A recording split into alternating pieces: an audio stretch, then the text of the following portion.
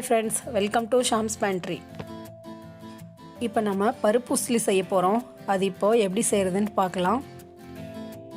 இந்த டிஷ்ஷு ஒரு subscriber comment செக்ஷனில் ரிக்வஸ்ட் பண்ணியிருந்தாங்க. ஸோ அதனால் இது நான் பண்ணுறேன். உங்களுக்கு ஏதாவது ரிக்வஸ்ட் இருந்தால் கமெண்ட் செக்ஷனில் கமெண்ட் பண்ணுங்கள்.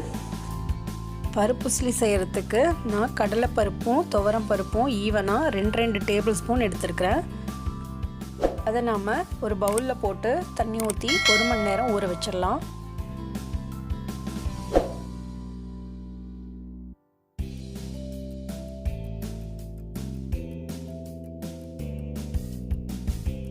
நான் ஒரு 100 கிராம் பீன்ஸ் எடுத்திருக்கேன். அதை நம்ம க்ளீன் பண்ணிவிட்டு கட் பண்ணிக்கலாம். பீன்ஸ் நான் க்ளீன் பண்ணி எடுத்துட்டேன். இப்போ அதை கட் பண்ணிக்கலாம். அதை ரொம்ப பொடியாக கட் பண்ண வேண்டாம், மீடியம் சைஸில் கட் பண்ணிக்கலாம். இந்த சைஸில் நம்ம கட் பண்ணி எடுத்துக்கலாம். கடாய் வச்சு அதில் பீன்ஸ் நம்ம போட்டுடலாம். அந்த பீன்ஸ் வேகிற அளவுக்கு ஒரு 1/2 கிளாஸ் தண்ணி ஊற்றுங்க. ஒரு 1/2 டீஸ்பூன் மஞ்சத்தூள் அதில் சேர்த்துடலாம். இந்த காய்க்கு தேவையான உப்பு போட்டுடலாம். அதை நல்லா மிக்ஸ் பண்ணி விட்டுட்டு அது காய் வேகட்டும்.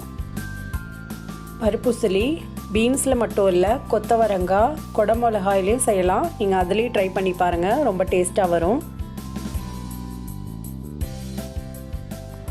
பருப்பு ஊறிடுச்சு. இதை நம்ம க்ளீன் பண்ணிவிட்டு மிக்சியில் இதை நம்ம அரைச்சிக்கலாம். ஊறின பருப்பை மிக்சியில் சேர்த்துடுறேன். இதில் நான் காரத்துக்கு 3 வரமிளகா சேர்க்குறேன். இதுக்கு தேவையான உப்பு போட்டுக்கலாம். பெருங்காயத்தூள் ஒரு 1/2 டீஸ்பூன், 1/2 டீஸ்பூன் மஞ்சத்தூள். இதெல்லாம் மிக்சியில் சேர்த்து 1-2 அரைச்சிக்கோங்க. தண்ணி விட்டு ரொம்ப பேஸ்ட் போல் அரைக்க வேண்டாம். கடாய் சூடாயிடுச்சு, ஆயில் விட்டுக்கலாம். 1/2 டீஸ்பூன் கடுகு சேர்க்குறேன், 1/2 டீஸ்பூன் ஜீரகம், 1/2 டீஸ்பூன் உளுந்து. இது நல்லா போட்டு ஃப்ரை ஆகட்டும்.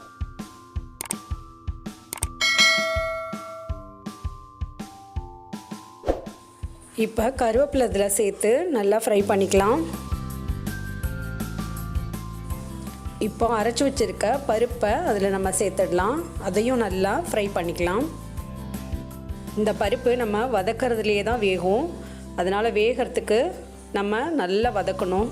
அது வதக்கும்போது நல்லா எண்ணெய் விட்டு நல்லா வதக்கணும். அப்போ தான் அது நல்லா பாயில் ஆகும்.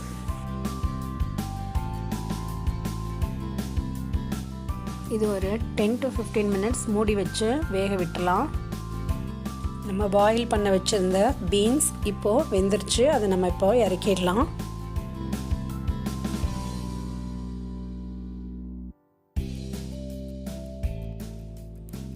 மினிட்ஸ் ஆயிடுச்சு. பருப்பு நல்லா வெந்து நல்லா ஃப்ரை ஆயிடுச்சு.